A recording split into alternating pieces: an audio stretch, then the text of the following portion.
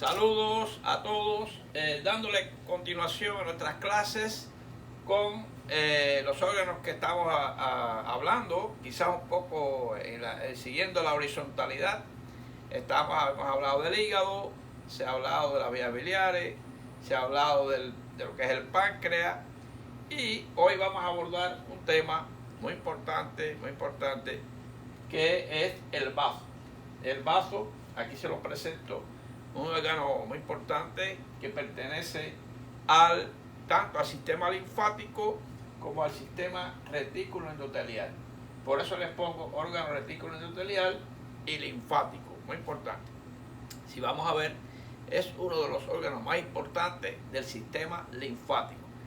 Por eso hoy también vamos a abordar algunas partes importantes de lo que es el sistema linfático, sin estudiar en sí profundamente el sistema linfático. Y ponemos acá linfocitos B porque el bazo tiene una gran relación, importantísima relación, con lo que son producción de los linfocitos B. Como mismo, por ejemplo, en las aves se estudió el tiempo lo que era la bolsa de Fabricio, mencionada nada más, que en la área cloacal, muy cerca de la cloaca, tenía un organelo que producía los linfocitos B en las aves. Muchos plantean que es nuestro apéndice que representa la bolsa de Fabricio, pero ya prácticamente reducida. No, en el humano prácticamente no es así. Y colocamos aquí en esta lámina al bazo. Ya en esta clase de hoy no vamos a abordar profundamente enfermedades del bazo, simplemente vamos a abordar el bazo como órgano y como anatomía, una presentación de lo que es este órgano. Y ponemos acá este bazo con B corta y S, que puede confundir. Los alumnos muchas veces confunden esta palabra de bazo con vaso. Por eso de una vez vamos a eliminarlo, de que no se puede confundir lo que es vaso con bazo. Muy importante. Lo pongo como cosa porque sé que en mis clases siempre los alumnos muchas veces pueden confundir, porque es una palabra tan parecida de 4 letras y puede confundirse. En realidad los dos albergan sangre, contienen un volumen determinado y prácticamente, pero jamás será lo mismo. Así que vamos a irnos con este tema tan interesante en el día de hoy, para dar inicio a una serie de clases en referencia a lo que es el bazo. Y lógicamente relacionarlo con patologías de hígado, patologías de páncreas, que se relacionan tanto, y en general con patologías del sistema inmunológico, con lo cual tiene una gran relación. Vamos a ver entonces la semiología topográfica del abdomen en general, para ver dónde ubicamos, como siempre hemos hecho con los órganos que hemos estudiado hasta ahora, órganos del sistema retículo endotelial. Vamos a ver qué órganos o qué tejidos forman parte de este sistema retículo endotelial. Sistema linfático, presentación solamente, clasificación del bazo según su consistencia, relación con el peritoneo, anatomía externa e interna del bazo, pulpa blanca y roja, cuál función tiene la pulpa blanca, qué función tiene la pulpa roja en este órgano, y qué es el fenómeno hemocaterético, muy importante, el cual se encarga este órgano de eliminar todos estos cuerpos formes de la sangre, ya sea hematíes o plaquetas, que se encarga de formar nuevas, en realidad, formar nuevas plaquetas o eliminar las viejas. Y además recordar que los glóbulos rojos en realidad se forman en la médula ósea, pero el bazo también tiene una participación muy importante, inclusive en momentos de críticos, en momentos de shock, en momentos que sea necesario. El bazo puede inocular a la sangre glóbulos rojos, el cual los almacena, que está ya viejo lo destruye, etc. Eso es lo que sería hemocateresis en el bazo. Así que vamos a ir adelante. Ok, como siempre, y muy importante, le mencionamos miembros del canal. Tenemos miembros del canal, pero en realidad necesitamos muchos más miembros del canal. ¿Por qué? Porque estos miembros del canal va a haber 3 importantes palabras que resumen la importancia de que deben, si tienen a gusto, esto es muy bien voluntario, hacerse miembro del canal, porque en primer lugar es una gran motivación para ustedes, una gran motivación para mí, una motivación para los estudiantes que necesitan estos temas. Y cuando se hacen miembros del canal, o se les facilita a ellos por su poco poder adquisitivo hacerse miembro del canal, van a tener muchas ventajas, los cuales objetivos fundamentales serían esas ventajas en ambos lados. Lógicamente van a haber tutoría, van a haber presentación, ayudar en una clase. Muchos estudiantes me dicen: profesor, tenía un tema que tenía que exponer y este tema suyo me ha servido de mucho. Sería muy importante si tuviéramos una preparación como miembro del canal, sacar un tiempo con esos estudiantes y ayudarlos a preparar ese tema, etcétera. Eso sería prácticamente el feedback o la interrelación con los estudiantes. Por eso tenemos que, son ventajas que se explican en los diferentes niveles que hay. Si usted entra a la pestaña Join o Unirme, les explica las diferentes ventajas que tiene ser miembro de este canal. De todas maneras, puede suscribirse, puede participar del canal, puede verlo libremente, si no tiene a bien convertirse en miembro del canal. Y bueno, están los supergracias que nos ayudan mucho en este canal. Así que nos vamos adelante con el tema. Ok, ¿cuál sería la división externa para ubicar a este órgano que estamos estudiando? Y cuál sería la división semiológica del abdomen para encontrar, para saber la ubicación de este órgano. Tenemos los cuadrantes superior derecho y superior izquierdo, inferior derecho y cuadrante inferior izquierdo, y se dividió más adelante en 9 cuadrantes, existiendo el hipocondrio derecho, el epigastrio, el hipocondrio izquierdo. Lógicamente, ahí en ese hipocondrio izquierdo es donde se va a proyectar lo que es el vaso, muy relacionado a las costillas, muy relacionado al riñón izquierdo, relacionado al estómago, casi prácticamente a la curvatura mayor del estómago. Vamos a ver topográficamente en el día de hoy exactamente dónde se encuentra. Tenemos el flanco derecho, flanco izquierdo, el mesogastrio, fosa ilíaca derecha, hipogastrio y fosa ilíaca izquierda. Lógica, entonces, ¿qué? Vamos a ubicar el vaso aquí en el hipocondrio izquierdo. Y vamos a ver, aquí lo vemos en esta proyección, prácticamente corresponde a los espacios aquí, si es la parte un poco posterior, el espacio intercostal 8 y 10, 8, 9 y 10, por ahí. Y la proyección anterior, 5 y sexto espacio intercostal. Así que en esa proyección tenemos al vaso. Importante a la hora de examinarlo, a la hora de percutirlo, a la hora de palparlo, como vamos a ver en el día de hoy. Por eso les digo que hoy es más bien una clase, aunque mencionaremos algunos aspectos su relación con el sistema linfoide, con el sistema linfático, etc. Pero en realidad es un tema un poco más anatómico como presentación, para después caer en algunas patologías importantes. Ok, ¿qué es el sistema retículo endotelial? Es parte del sistema inmune. Fíjense que este es el vaso, su pulpa blanca y roja participan directamente con este sistema retículo endotelial y con el sistema linfoideo. Vamos a ver que son los macrófagos móviles, macrófagos tisulares o fijos, los cuales posee el vaso. Lógicamente, las células de Kupffer, las células de Kupffer del hígado, importante, las células de Kupffer, que estarían ubicadas prácticamente, son células que se encuentran muy cerca de los sinusoides, a nivel de los sinusoides hepáticos, que lógicamente en mucho menos cantidad, de un 5 al 10% en el hígado, siendo el hepatocito 80-90% de la constitución del hígado. Pero estas células de Kupffer participan en lo que es la eliminación, control de lo que son detoxificador, etcétera, de lo que es en el hígado. es importante. Las células dendríticas, estas células dendríticas que son capaces de relacionarse con los antígenos, presentarle como los antígenos a lo que es el anticuerpo, etcétera, a las inmunoglobulinas, etcétera. Células microgliales también, y pulpa del vaso o pulpa blanca. Por eso le digo que el vaso pertenece a este sistema retículo endotelial, la pulpa blanca, como lo vamos a ver cuál es la pulpa blanca y cuál es la pulpa roja.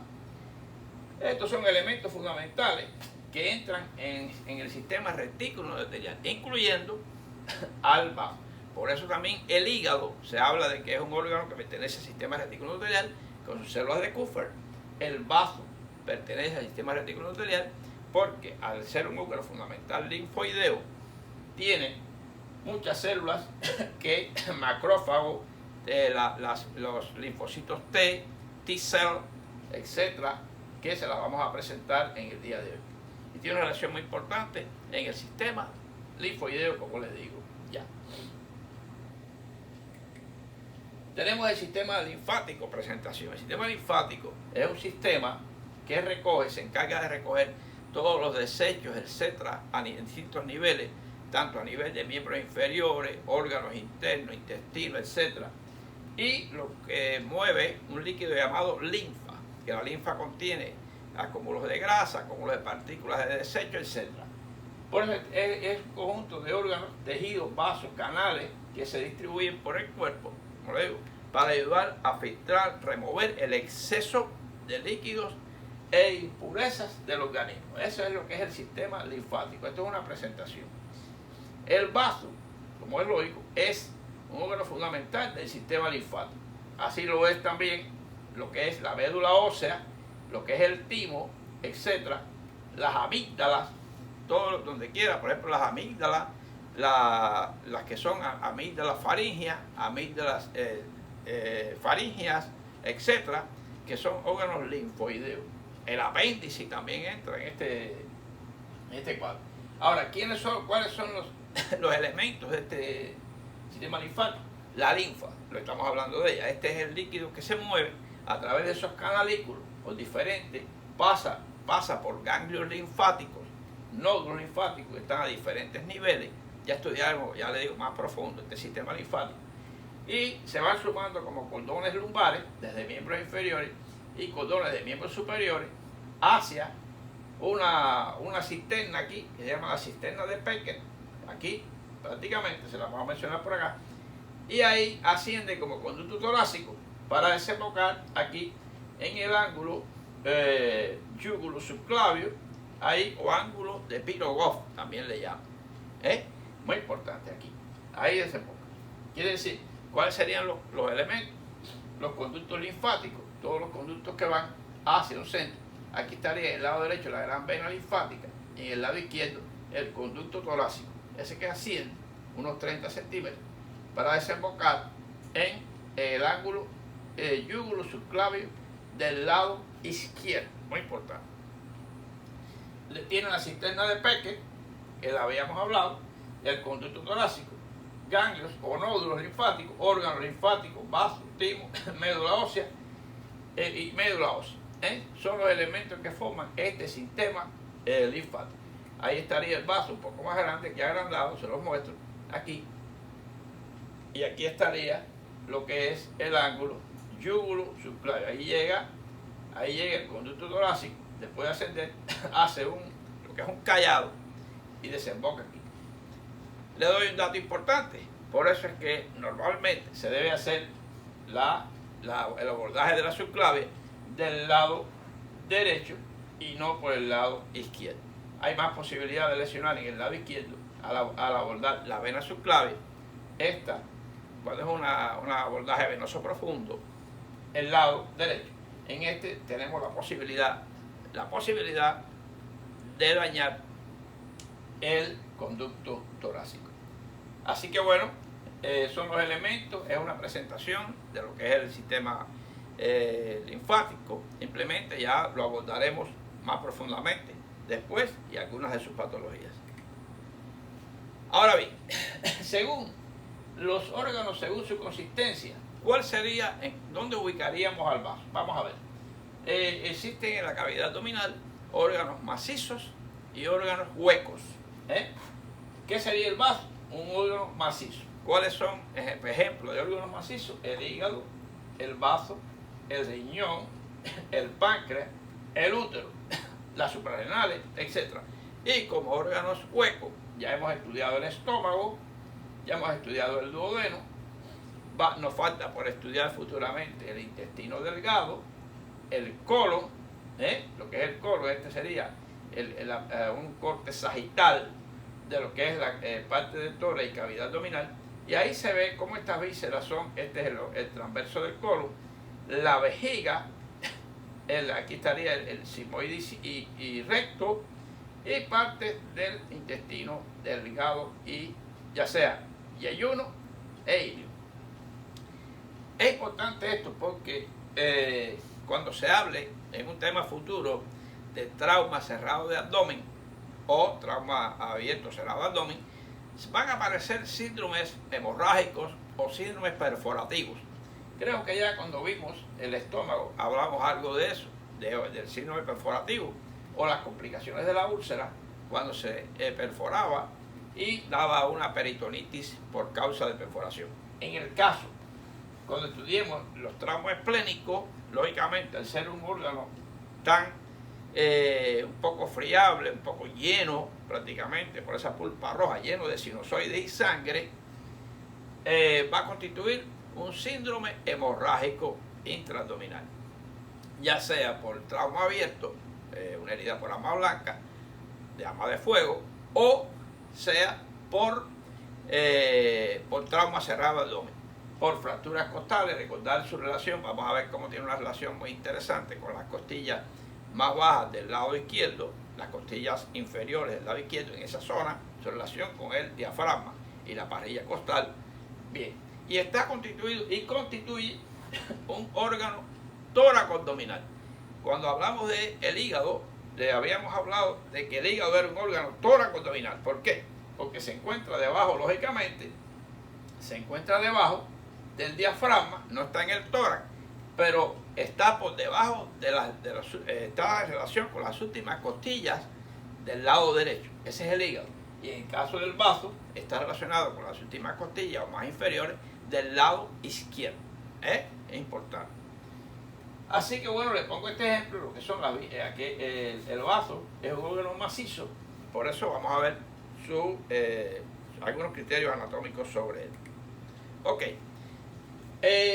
Con relación al peritoneo, es importante. Hay órganos que son mesoperitoneales, extraperitoneales, intraperitoneales, retroperitoneales e infraperitoneales. ¿Dónde estaría el vaso con respecto al peritoneo? Bueno, está ubicado entre los órganos intraperitoneales. El vaso, por eso lo pongo grande ahí, porque estamos estudiándolo a él. Pero además está el estómago, intestino delgado, el hígado. Es intraperitoneal, aunque el hígado tiene una partecita sola cuando es el ligamento coronario, que está pegado al diafragma, que no tiene peritoneo, pero es tan pequeño, es considerado prácticamente un órgano intraperitoneal. El colon transverso, el colon sigmoide. ¿Por qué? Porque tienen un meso, ya lo estudiaremos.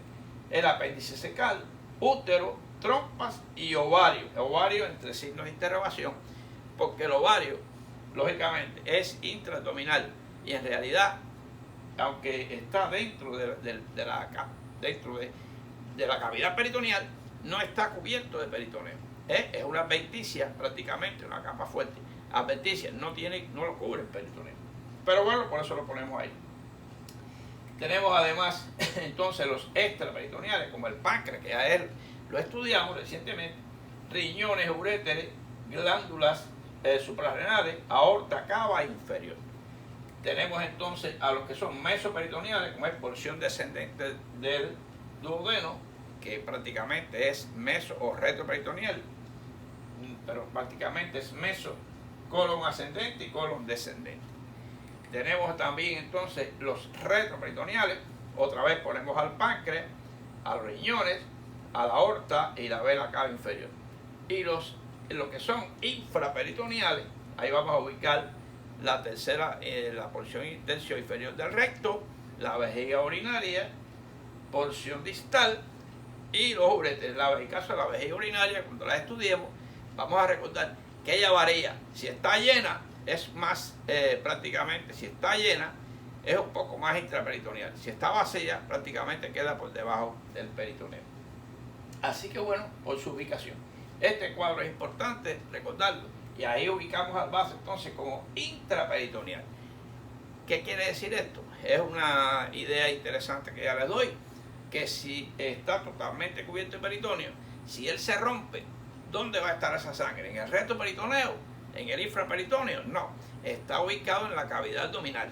Y lógicamente, ahí es que hay que ir a buscar el contenido de esa sangre que cayó y que nos está produciendo un shock. Y entonces prácticamente hay que entrar directo a la cavidad peritoneal para llegar al vaso, en la parte más superior. Incisiones más altas, buscando el hipocondrio izquierdo. Es importante. Futuramente, cuando volvemos del traumatismo abdominal, vamos a profundizar un poco más en las técnicas, etcétera, sobre esto, sobre los abordajes de estos traumatismos abdominales. Ahora bien, ¿cuáles serían las características anatómicas del vaso? Que es lo que nos trae en este tema.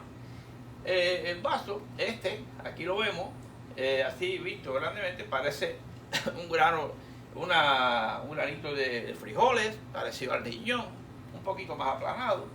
Así, hablando vulgarmente, vamos a hablar someramente. Vamos a ver que tiene una cara peritoneal, que mira el peritoneo, y una cara diafragmática, porque entra en relación con el diafragma. Mírenlo aquí, ¿ven? Aquí. Toda esta cara es esta que está aquí, y mira a lo que es la cavidad, mira el estómago y mira un poquito el riñón. Y esta está en contacto con el diafragma. Importante. Por eso se llama cara diafragmática. Esta cara o faceta es la impresión renal y esta es la impresión gástrica. Y esto es el pedículo que está aquí. Ahora, mide unos 10 centímetros, sería una de 3 a 5 pulgadas de longitud.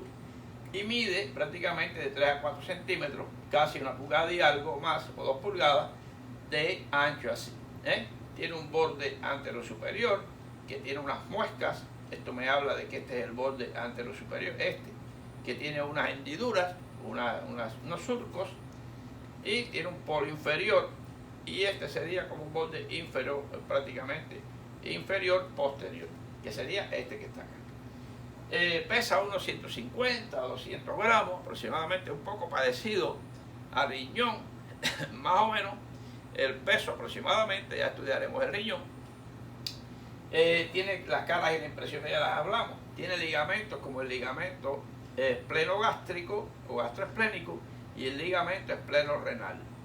Hay algunos ligamentos pequeños que van al área, al colon transverso, del cual se relaciona, pero los más importantes son estos dos: ligamento espleno-renal y ligamento gastroesplénico. Son estos dos. En este corte transversal se ve mejor.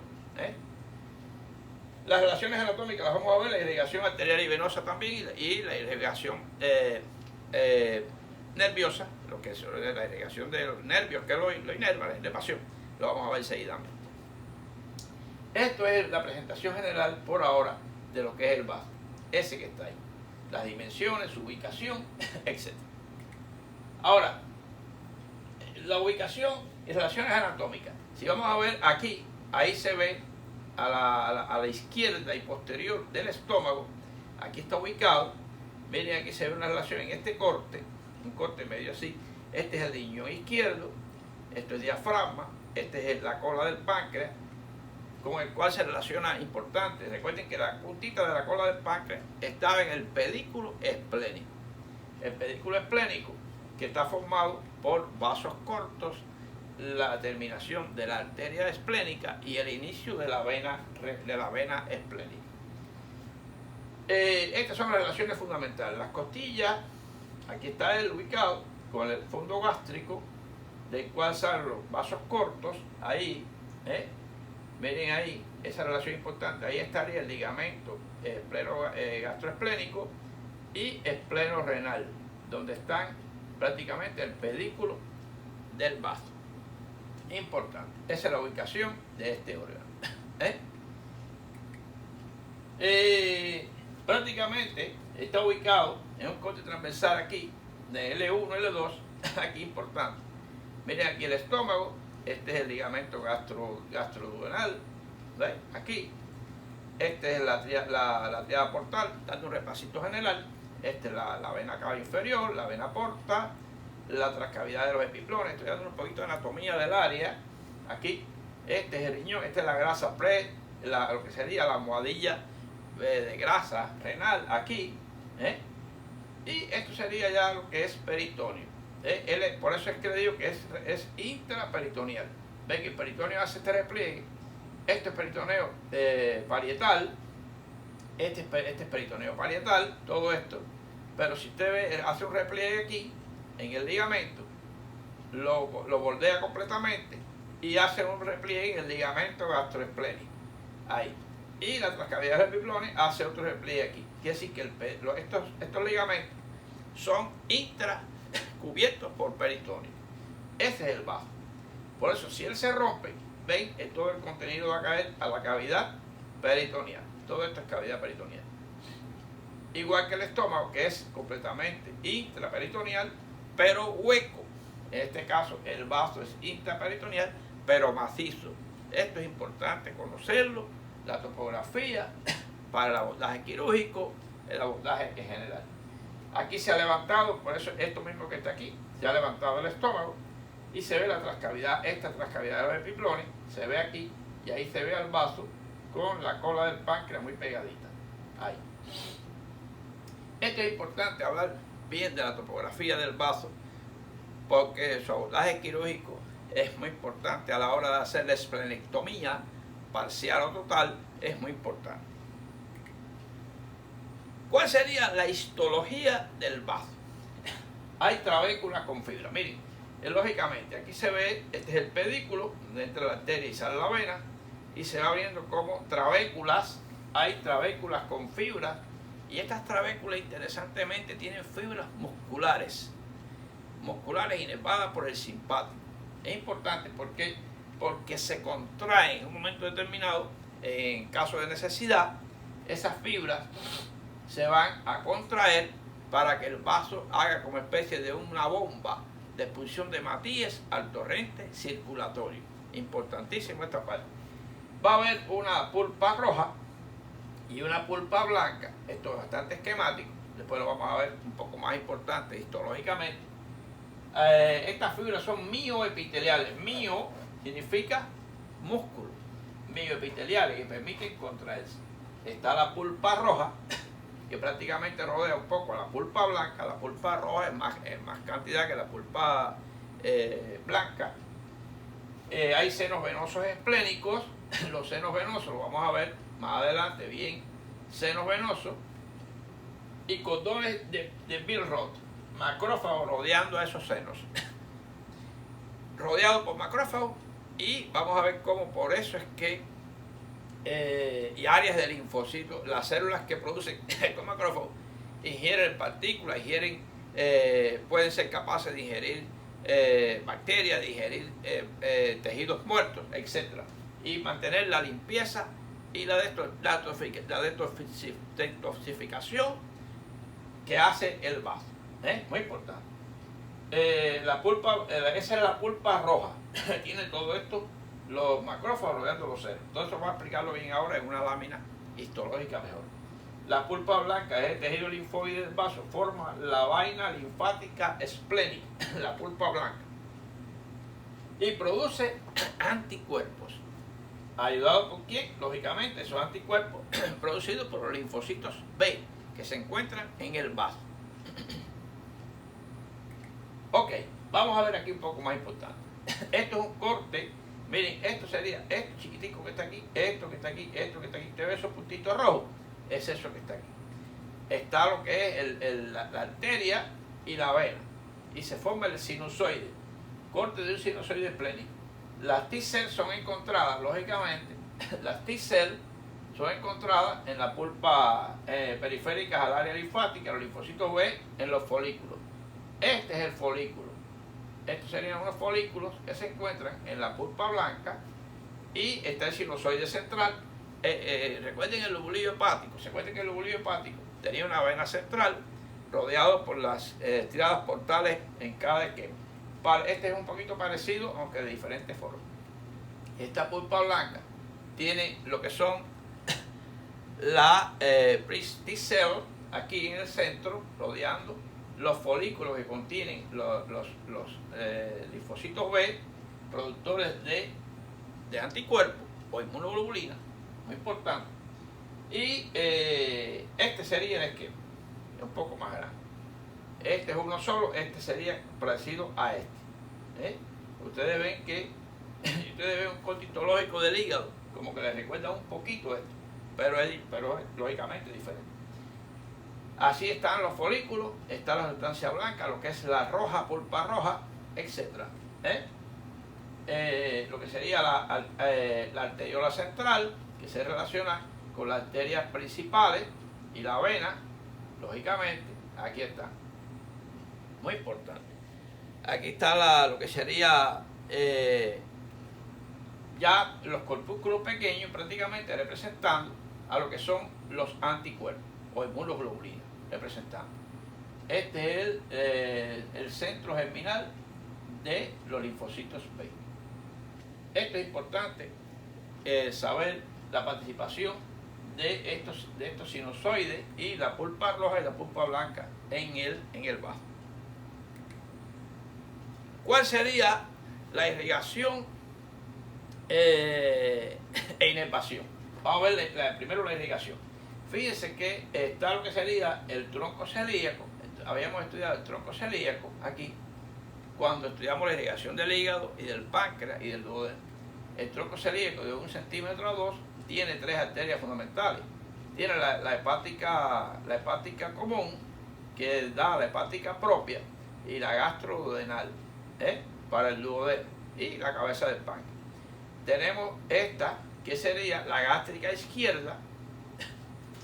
Aquí está la gástrica izquierda que va a lo que es el fondo gástrico, la gástrica izquierda. La gástrica derecha la da la gastroduodenal, y aquí tenemos la esplénica. Esa es la arteria esplénica, muy importante, que va irrigando casi todo el páncreas hasta llegar al hilio esplénico. Esa es la arteria esplénica, muy importante, acompañada de las fibras autonómicas. Muy interesante esto. Fíjense que el estómago le llega la inervación parasimpática a través del vago.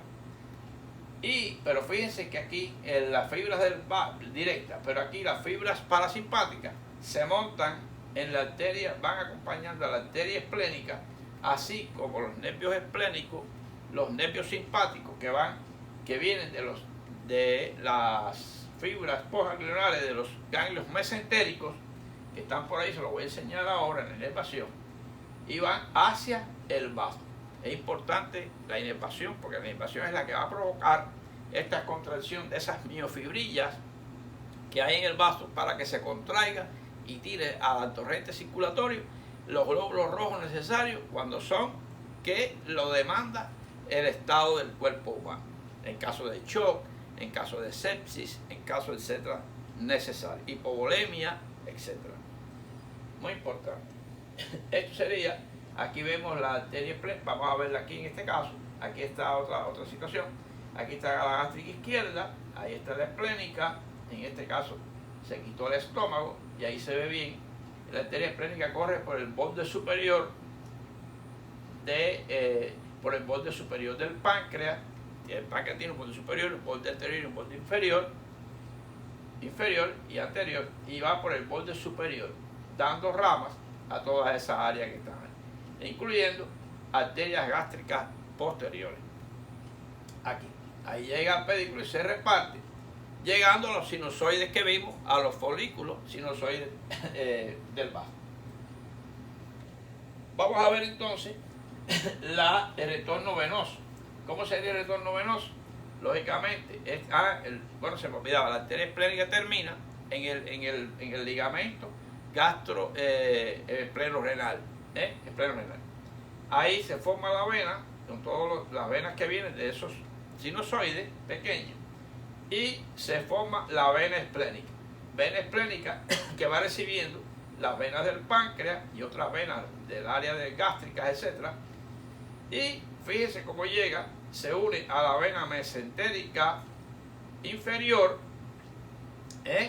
vena mesentérica inferior, y constituye el tronco vena mesaraica más gruesa, y pasa a formar junto con la mesentérica superior la vena porta, esta que está aquí. Fíjense, la vena esplénica va por detrás, la arteria esplénica va por encima del borde, pero la vena esplénica va por detrás de la cara posterior del páncreas, y termina, lógicamente, posteriormente, después que pasa por el hígado, forma la suprahepática, termina en la cava inferior. ¿Por qué esta explicación y por qué menciono la vena porta y ahí termina?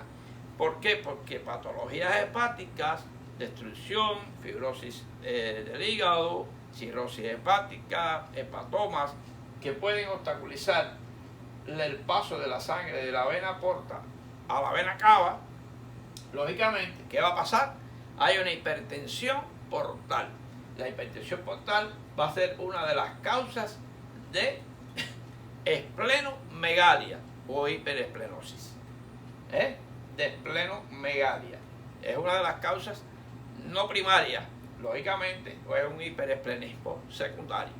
Importante. Por eso es que lo detallo, porque la presión aumentada aquí, lógicamente, va a repercutir en toda la mesentérica superior, en el mesaraico, en la mesentérica inferior, superior e inferior, y en la vena, dando una hipertensión segmentaria de esta zona venosa.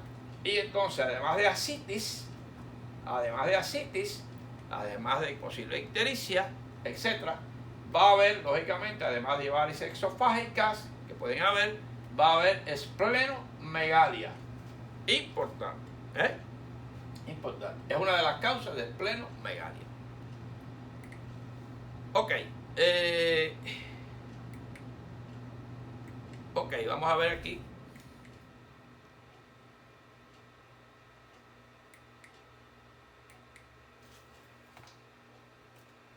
Vamos a ver entonces la relación inervación del vaso.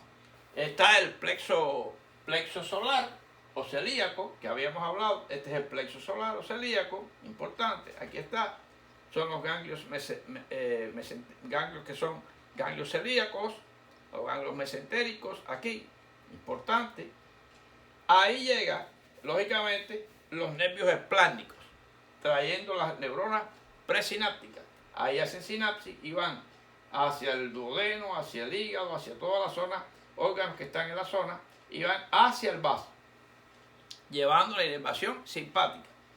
Pero de ahí también salen, de esas zonas, salen hacia, lógicamente, hacia el vaso, siguiendo, como les dije, a través de montados en la vena, en la arteria esplénica, van aquí, miren la arteria esplénica, este es el vaso.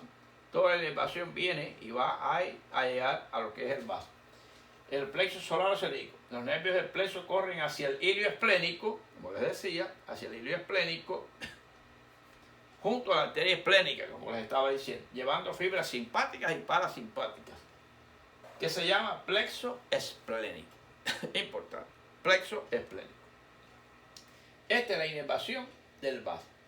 Ya sabemos entonces que ante una situación de estrés, lógicamente, aumenta el impulso nervioso hacia el vaso y este se puede contraer. Y lógicamente aumenta la salida de matrices hacia lo que es la... Déjame cambiarla un momentito.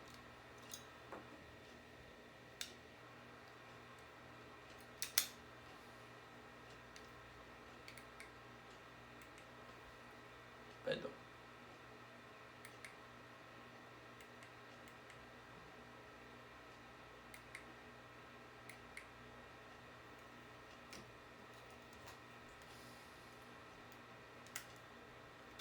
Momento. Bueno, aquí tenemos entonces, habíamos hablado ya de la inervación. Vamos a ver entonces ahora algunas funciones importantes del vaso. ¿Cuáles serían las funciones del vaso? Ahí están un poquito resumidas, pero vamos a verlas más profundamente.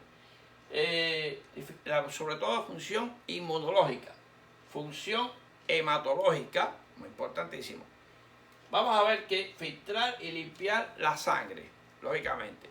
Como mismo la sangre va al riñón a ser filtrada de lo que son la filtración de electrolitos, azúcares, filtrar lo que son el amonio, etcétera, todas las sustancias. El vaso tiene una función de limpieza y de filtrar la sangre con respecto a las impurezas, a las toxinas, a los antígenos, etcétera. Y tiene la función de hemocateresis o eriptosis. Lógicamente, cuando el hematíes tiene entre 90 y 120 días que pasa por el vaso, el vaso lo identifica y ya prácticamente lo destruye. Destruye, dando lugar a la formación, como vamos a ver más adelante, del grupo, la hemoglobina, se separan una serie de elementos como es el grupo hemo y la bilirrubina. El grupo hemo también libera hierro, el hierro que va a formar, futuramente va con la transferrina a la médula ósea y formar nuevamente hematíes. Remueve glóbulos rojos lesionados, ¿no? Reducir y almacenar glóbulos blancos para el sistema inmune, lógicamente lo que son los glóbulos blancos. Produce glóbulos rojos hasta la edad de 6 meses de nacido. O sea, la médula ósea es la encargada después de esta edad de producir los glóbulos rojos a través de células madres hemáticas y células madres linfoides. Pero hasta los 6 meses el vaso tiene una función muy excelente en la producción de linfocitos B, como es lógico, y así se mantiene, y de los glóbulos rojos hasta esta edad. Asistir al sistema linfático, sumar glóbulos rojos a la sangre del torrente en caso de emergencia. Ahí les hablaba de las miofibrillas que se contraen para sumar glóbulos rojos a la sangre en caso necesario. Atacar infecciones y producir linfocitos o anticuerpos, ayudados por ¿quién? Por las células dendríticas y los macrófagos, que se encuentran en los folículos que vimos en el sinusoide esplénico. Estas son las células dendríticas aquí. Elimina elementos patógenos, la producción de linfocitos B que producen anticuerpos que están en el vaso. Estas son anticuerpos, la IgG, por ejemplo. Ahí, más adelante, le hago aquí un esquema un poco más explicativo. Este sería filtrar, remover, produce, asistir, sumar y atacar infecciones. Esas son las funciones más importantes de lo que es el vaso. Aquí está más representado. Miren, si vamos a ver, lógicamente, al destruir los hematíes viejos, esta es una explicación un poquito más profunda. Los hematíes viejos se desprende el grupo hemo. Ese grupo hemo, lógicamente, tiene un núcleo ferroso, que es el hierro. Ya vimos que pasa a través del hígado y va a la médula ósea para formar nuevas hemoglobinas, nuevos hematíes. Y está la bilirrubina, lógicamente, que es la bilirrubina indirecta, que pasa al hepatocito. El hepatocito, hay transportadores y conversiones con el ácido glucurónico, se convierte en bilirrubina directa, que es la que va a formar la bilis. Fíjense qué interesante. La formación de la bilis, entonces, ¿qué quiere decir? Que empieza ¿dónde? En el vaso. Las células dendríticas, como les dije, su relación el tejido linfoide, la formación de anticuerpos, etc. Y su relación con el antígeno, que le presenta el antígeno al anticuerpo. Tenemos los linfocitos B, que producen los anticuerpos, los IgG, aquí están. Tenemos los macrófagos, que van a hacer con función de fagocitar todas las sustancias extrañas, etcétera, que pueden pasar por el vaso. Y están las plaquetas, almacena y limpia. Quiere decir que casi todas las enfermedades que son del vaso asociadas con el vaso, lógicamente, ¿qué pasa? Que se relacionan con caída de las plaquetas, por ejemplo el dengue, chikungunya, todas estas enfermedades que producen esplenomegalia, lógicamente que se cae en la cantidad de plaquetas porque hay una destrucción de plaquetas incontrolada. Y otros procesos, como por ejemplo, que tienen que ver con el vaso, como la púrpura trombocitopénica idiopática o trombocitopénica trombótica, que consumen muchas plaquetas, lógicamente que tiene relación con esplenomegalia. Y también aquí crea o elimina hematíes. Lógicamente, esto tiene una relación grande con esto del grupo hemo que se desprende al torrente circulatorio y va al hígado a través de la vena esplénica, que va a la vena porta, que va a ¿dónde? Al hígado. Importante. Estamos aquí haciendo como una relación topográfica porque hemos estudiado el hígado, hemos estudiado el páncreas y por eso los menciono tanto en este caso. Aquí vemos una respuesta inmune donde están actuando los linfocitos B, con los anticuerpos. Aquí están los T-cells, los TH, ¿veis? Aquí están las células dendríticas, muy relacionadas con toda la presentación de él a través de la interleuquina, la presentación a lo que es la relación al linfocito, anticuerpos y los T-cells del vaso. Las T-cells del vaso, relacionadas con los linfocitos B y la producción de los anticuerpos. Esto es una relación completa. ¿Cómo se llama? Los eritrocitos infectados, cómo se relacionan con las células dendríticas y los macrófagos activados, dendríticas y macrófagos. Por eso les ponía este ejemplo aquí, donde están los macrófagos y las células dendríticas, muy relacionadas a lo que es la eliminación de los patógenos. Muy importante. Esto es muy interesante, este esquemita. Siempre el papel piquín de las interleuquinas, siempre como intermediarias y sustancias opsonizantes o que facilitan la interacción o la relación del antígeno con el anticuerpo. Ok. ¿Qué enfermedades asociadas al vaso? De forma general. Infecciones, lógicamente, infecciones virales, etc. Por ejemplo, las infecciones de garganta, las infecciones en general, con el bacilo de Epstein-Barr, de la mononucleosis, que va a dar una esplenomegalia, por ejemplo. Las esplenomegalias primarias y secundarias, trastornos hematológicos, por ejemplo, la esferocitosis hereditaria, la drepanocitemia o células falciformes, o la sickle cell anemia de hemoglobina homocigótica, hemoglobina S, PTI, púrpura trombocitopénica idiopática, ¿no? O idiopática, y la púrpura trombocitopénica trombótica. Estas son relacionadas con el vaso.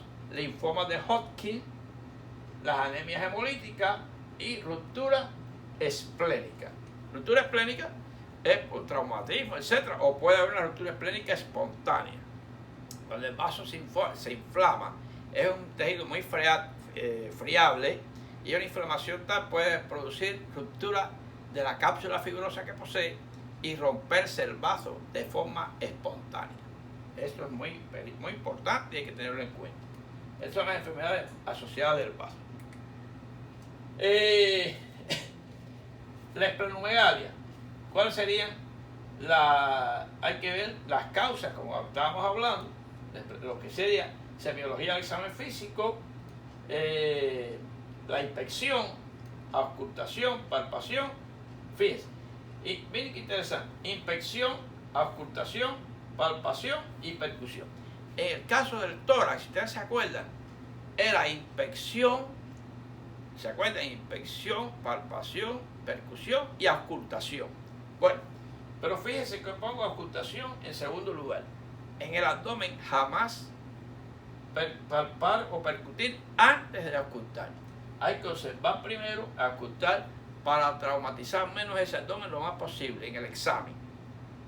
no producir movimientos, maniobras intempestivas que puedan cambiar el cuadro, porque puede ser, la mayoría de los casos dolorosos, etcétera, hay peritonitis, entonces hay que inspeccionar, ocultar, después palpar. Hay una maniobra clásica para el vaso, aparte de toda la palpación, que sería la maniobra de Schuster. Aquí la tenemos, decúbito lateral aquí, lateral derecho, aquí, miren, sobre el lado derecho. Entonces aquí con bimanual se palpa. Y la percusión normal o matidez. El vaso puede ser percutible o palpable. ¿Qué quiere decir? Si usted percute el hipocondrio derecho, hay matidez porque está el hígado. Y si percute el hipocondrio izquierdo, hay hiperesplenismo, o sea, hay hipertimpanismo a la percusión. Pero si hay una esplenomegalia ocupando esa área, hay el hígado aumentado de tamaño, hay matidez. Quiere decir que puede haber matidez. O puede ser normal, aunque haya una ligera esplenomegalia. Y esta maniobra lo ayuda porque el vaso está muy metido en la parte posterior, detrás, en el hipocondrio izquierdo, relacionado con el diafragma. Y si se agranda con esta maniobra, manda al paciente a ventilar profundo, inspiración profunda, y puede palpar. Esta maniobra corresponde, esta maniobra, palpación de Schuster, maniobra de Schuster, corresponde a lo que es la maniobra de Murphy en el caso de la vesícula, corresponde a Schuster en el caso del vaso, lado izquierdo. Muy importante. Bueno, la ocultación no tiene mucho valor, si acá asociada a otros procesos de inspección, puede haber ascitis, para comprobar si hay hipertensión portal, puede haber circulación colateral, etc. Todo esto es inspección del abdomen como tal. Es raro ver una esplenomegalia a simple vista, tiene que estar el vaso muy grande. Aquí el vaso se puede medir, o sea, lo que es afuera, se hace donde está la punta de vaso y se hace marcas y se mide lo que sería, puede medir la esplenomegalia en centímetros, etcétera. Todo hasta donde llega la punta de vaso, tantos centímetros.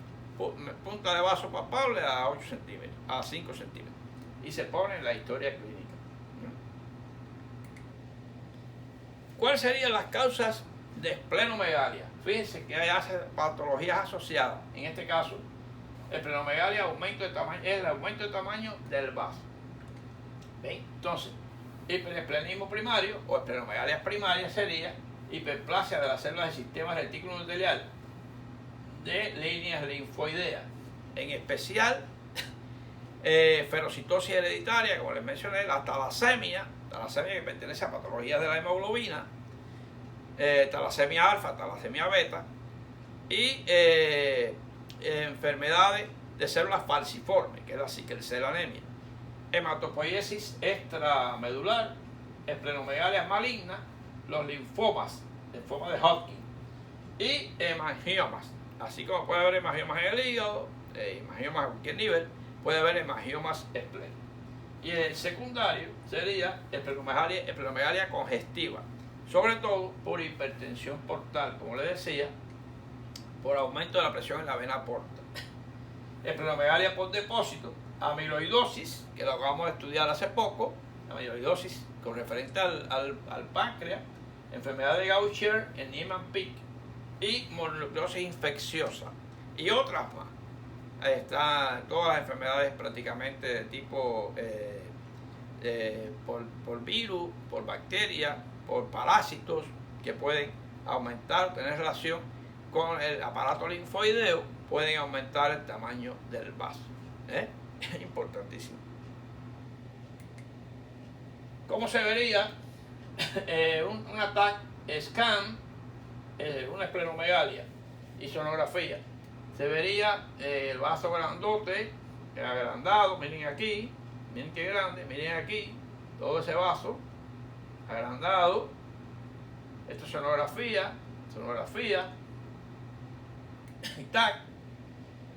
Así se vería aproximadamente entonces les digo que en patologías específicas, cuando las veamos, PTI, PTT, Scholingen-Nosch, diferentes patologías asociadas, mononucleosis infecciosa, su relación con otras enfermedades o propias del páncreas, profundizaremos en todas estas imágenes, cómo se ve absceso pancreático, absceso esplénico, etc.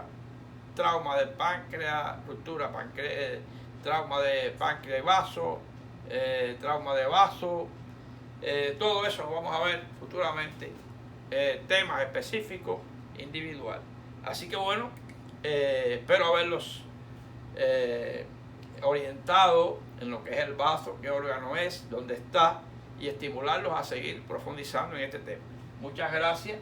Y es muy interesante, ya que mencionamos el traumatismo esplénico, lo mencionamos por lo menos en el tema mencionado, me voy con esta frase que es importante, porque es una frase que nos ayuda a darle mucho valor a lo que es la profilaxis.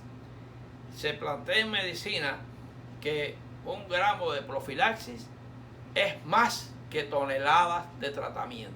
Es importantísimo, porque fíjense esta frase, muy interesante: más que componer los miembros del que cae por un desfiladero, un gran desfiladero, cuidado, valdría la pena apartarlo de él.